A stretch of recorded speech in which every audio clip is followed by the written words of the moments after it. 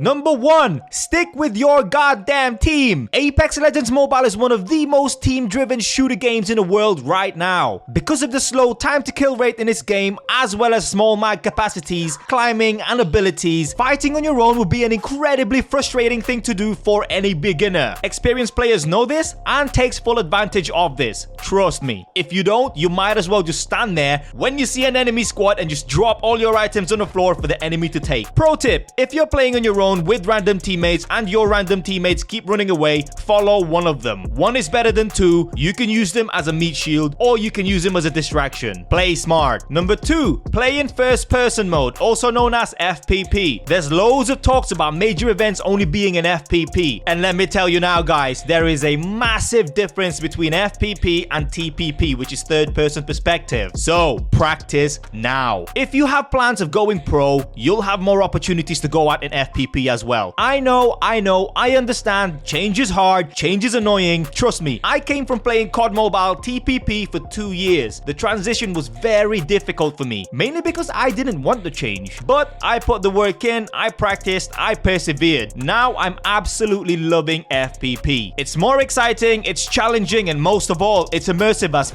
you literally have front row seats to the best show in the world. Number 3. Parkour. Get used to the climbing mechanics ASAP. Climbing is a big part of the game. Some would even say the main part of Apex Legends Mobile. Start simple. Whenever you're about to get in a fight, just build the habit of getting high ground early by climbing walls. Then as you get used to that, when fighting, always move up and down a building if you're near one. Practicing this not only teach you how to do it yourself, it naturally helps build your awareness with climbing so you can predict when an enemy is about to climb something. Number 4. Learn the 60-40 rule ASAP. Simply put, when fighting enemies, do not overexpose yourself. Find a cover, stick yourself 60% out of that cover, 40% in. So you can shoot and disappear immediately when you need to reload or if you've taken too much damage. Number 5. Build a habit of sliding every corner that you come out of. This is perfect for unpredictable entries. Not also is it great for surprising enemies, this also makes you a very hard target to hit coming out of that corner. And the best way to build this habit, like I said, slide every single corner you come out of. You can either run and then slide, or if you don't have much running space, move to any direction, jump, and then crouch. As soon as you hit the floor while you're crouching, you will slide. Number 6. Hip fire. A lot of people rely on ADS. Yes, it's more accurate, but close quarter combat is much better done with hip fire. It's harder to track enemies up close when you're aiming down sight, and the time that it takes to ADS also wastes time, especially if you have shoot after ADS animation turned on in the settings. But understand which weapons are best for hipfire though. Not all of them are great. Watch out for my best weapons for different situations guide coming real soon. Number 7. Always stay healthy. In most cases, fix your shield first. When your shield breaks, you'll still have some base HP to survive with. However, when your base HP drops to 0, you're done. You're either knocked out or you're dead. Obviously, you will need to calculate what will be the best thing to do based on your current shield and health situation. But as an example, 70 base HP plus 50 shield HP is better than 100 base HP with no shield at all. Likewise, I would only heal my base HP when I'm trying to survive the ring damage. Number 8. Understand the compass system. See this thing right here? This is how you can find out if you're facing north, east, south, or west. The numbers represent a full 360 degrees turning circle. As you turn right, the numbers go up, meaning if you do a full circle, you will start from 1 all the way to 360, passing through east, south, and then west before you make a full circle back to the north. With that in mind, use these numbers or letters to give very accurate comms to your teammates. Put it this way, if the number says 230, you can give that exact number to your teammates, and on their compass, they can turn to that number or letter and they'll be looking at the exact same direction as you. Absolutely fantastic for pointing out enemies. 2 enemies, 160, super quick and precise. Along with this, number 9, get used to this ping button. Once you've pinged, you can tell your team enemy on my ping, 230. This makes it even quicker for your teammates to navigate to your callouts. Number 10, understand the sensitivity systems, because the difference between camera, firing, ordnance, and legend abilities and more can actually get a little bit confusing. One of the biggest tasks you need to set up when first playing any shooter games is set your sensitivity settings. Guys, trust me, without a comfortable sensitivity settings, you're gonna be all over the place. To find your perfect sensitivity settings, simply watch this video right now.